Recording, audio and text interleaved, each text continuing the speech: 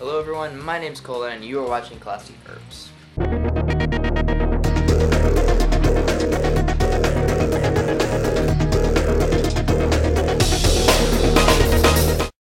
Okay, so as my boa strangles me and crawls around me, I'm going to talk here for a while. I haven't made videos in a long time, and I know that. And I read every single comment that is ever left on one of my videos. And so, yeah, I hear you guys screaming at me about making new videos. I hear all that. I do. And so I really thought I should probably address that today. So, yeah, that's what I'm going to do. So, basically, it's been over the last almost three, something like that, 2 or 3 years I've been making these videos, and in the beginning it was a lot of fun, and it was a lot of fun for a long time, making videos, growing with subscribers, and just reading everything, and I mean that's still really fun, believe me.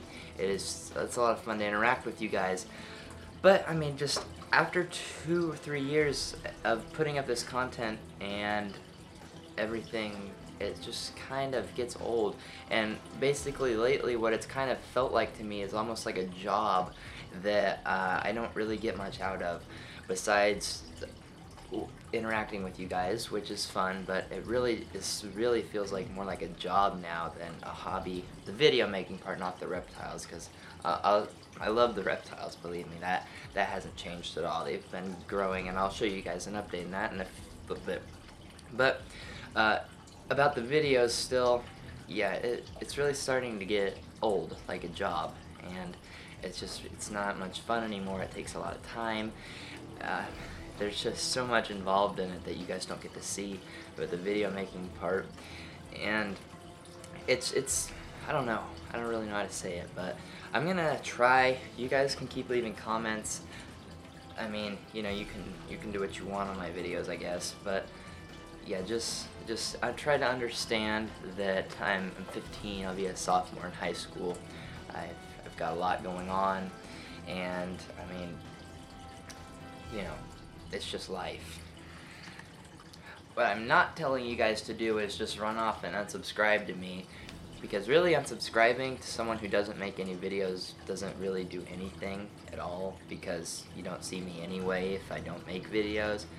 But that's not going to help. I'm not going to tell you to subscribe to me or not subscribe to me, because that's your choice, whatever you want to do. But I am going to post occasional videos, that's for sure. I'm going to try to start doing them regularly again, because I know you guys like them a lot, and that means a lot to me, that you guys enjoy those enough that you would care enough to post a comment to tell me to make more because you enjoyed them. That really does mean a lot. So thank you, everyone out there, all of my viewers, subscribers, my commenters, everybody who likes my reptiles. So that's about enough of the videos. Hopefully you guys can understand. Hopefully you guys can understand. This is around my neck here, my boa, Lola, Sunglow. She's about 3,000 grams now, not even a year old. She is like getting huge and so muscular, way different from a ball python. As she grows older, she becomes even more different than a ball python. She's so active and just raw muscle, really she is. And she's like, with every meal she puts on like 500 grams. It's kind of an exaggeration, but it seems like it sometimes. She's eating full rats now, so she's huge, you know? She's huge, but she's still good. That's Lola, my boa. She's doing good. Just an update. I'm just gonna go over a lot of things. An update here. Here's my Chinese water dragon. He's doing good. He's growing a lot. He's loving his cage, loving the cage. He's eating like crazy, but yeah, he's just chilling there on this log. I'm gonna feed my dragon here, a little dubia roach if he wants to eat for us. Hopefully. Yep, there he goes. He got it. Okay, so you're looking at my female pinstripe ball python there, and I know you guys have all been wanting to know about my breeding season and how that's going. Again, she bred to a Butterhead Ghost, and she finally laid her eggs on June 1st. Today is the 24th, and so it's been a while, and I kind of have a sad story on that one. I'm just going to show you the video clip of the day I pulled the eggs from her, candled them. Alright, so this is my first clutch ever. This is a pinstripe bred to Butterhead Ghost. Sorry I'm a little shaky, kind of excited. She just gave birth today. Today is June 1st. Yeah, June 1st today. And so this is really cool. She was expected June 4th, so she's a little bit ahead. I see there's one slug sitting out here she pushed out. But she's wrapped around what looks like a few good eggs, so this is going to be pretty cool. Alright, so just going to get her off of here, hopefully without getting bit. Hopefully she cooperates nicely. Wow, she's got a lot of eggs. This is her first time. She's only, she's not quite 2,000 grams even. So, that's a big clutch for a very young snake. This is 1, 2, 3, 4, 5, 6, 7, 8 eggs, or 7 eggs and 1 slug, which is amazing. I hope they'll survive. Okay, so now I'm just gonna put them in this tub here. This is hatch right. So, I gotta do that. Alright, so here we are with 1, 2, 3, 4, 5, 6, 7 good eggs. And they're all hard and plump, and they all appear to be very fertile. I'll candle them in a few days, and but into the incubator they go. Alright, so we're going to candle them right here, so I'll shut the lights off, and we'll see how they are. Hopefully.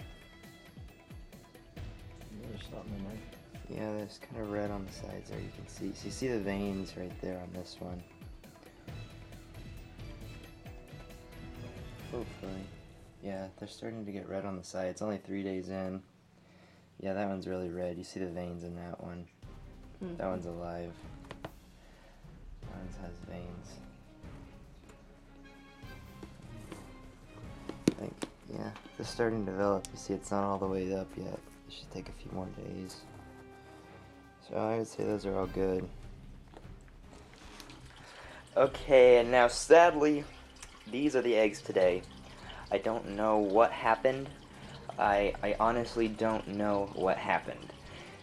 I think from the beginning they probably weren't fertile, just by looking at them from the beginning. They weren't filled out at all. They were kind of crumpled in, as you guys saw. But they stayed like that, how they were laid for maybe a week, week and a half, maybe 2 weeks even. And then all of a sudden they just really, well, they did this. They crumpled in, they turned yellow, and now brown. And yeah, they're obviously not alive anymore. And I don't know how they stayed so good for so long without doing this. And you know, they're definitely not alive anymore. I'm gonna have to throw those away. But no problems with the incubator. The incubator stays exactly 90 degrees. This is just a quick view of my incubator. I have a Helix running this thing, which is like a $200 thermostat, set at 90 degrees, and it says that it is at 90 degrees. And then down here in my incubator, this is what it looks like. It's insulated very nicely. A big row of heat tape on the back and 2 little ones on the side. The tubs, I used Hatchite as my substrate for the eggs, and I kind of watered them a little bit, but not too much, just enough to make it the stuff clump but not run. And the empty spot is where the box was sitting. But yeah, they just kind of, you know, they did what they did, and so that was disappointing. My second shot of eggs here with my TSK Exanthic girl. She hasn't laid hers yet. She's still looking full. She's developing her eggs still. Hopefully within the next month or so she will have those laid, and I'm really hoping that they're fertile this time, because I don't know what wrong last time. If you guys have any ideas, if you've seen this before, you can tell me, and that'd be great. Just thought I'd show you this guy, this yellow belly pastel male. It's about 500 grams, just shed. He's just absolutely gorgeous right now. You know, with this new camera, I know you guys are getting the color, so click that. If you really want to see their colors, click that 1080p button on your settings there on this video, and then you will see how amazing this guy looks and how great this camera is. You just see the blushing up the sides. He's just a gorgeous snake. Kind of shy. People comment about how I handle my ball pythons rough, but you know, I don't. I've been doing this for 3 years. I've never killed a snake. You guys can say what you want about that. I handle my snakes how I handle them. You can handle yours how you want. But, you know, if they were that delicate, then they wouldn't have survived millions of years longer than we have. So, you know, just to show you my little dinker project for my baby ball pythons that I bought last fall.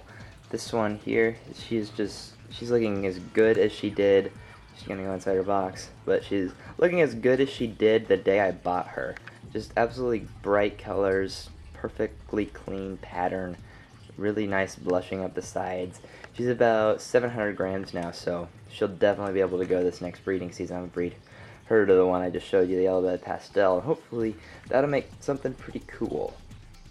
Another thing I really want to show you guys, because this has just really fascinated me, these dubia roaches here, I bought last fall on Labor Day weekend at the Reptile Expo. I got 25 females and like 5 males, all adults, and I put them in this breeding box here.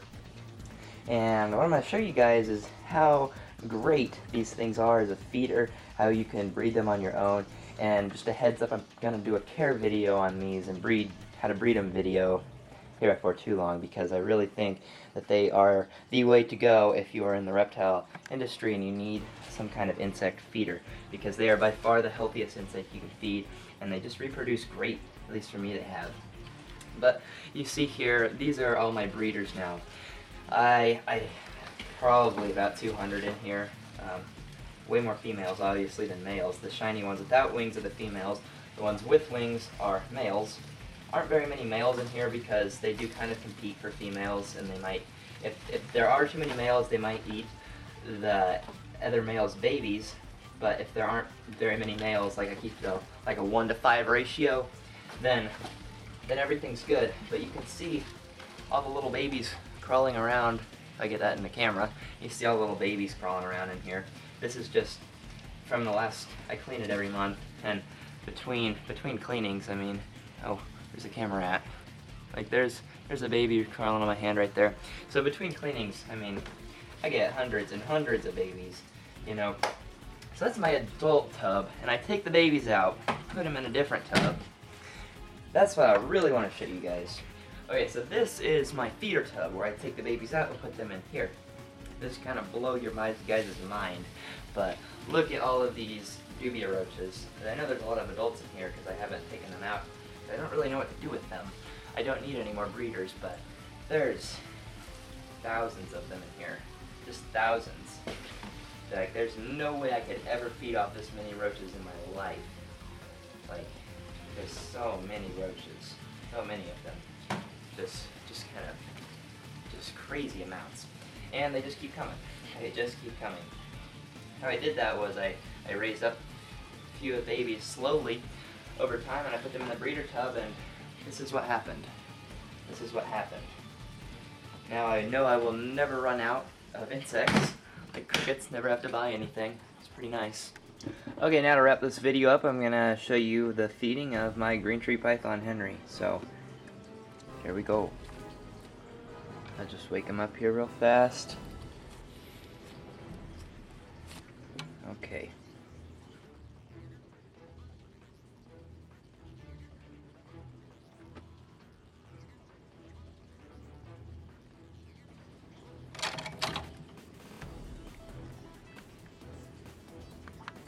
Okay, so I think that's going to wrap it up for me, guys. So until next time, whenever that may be, remember, try to be cool about it.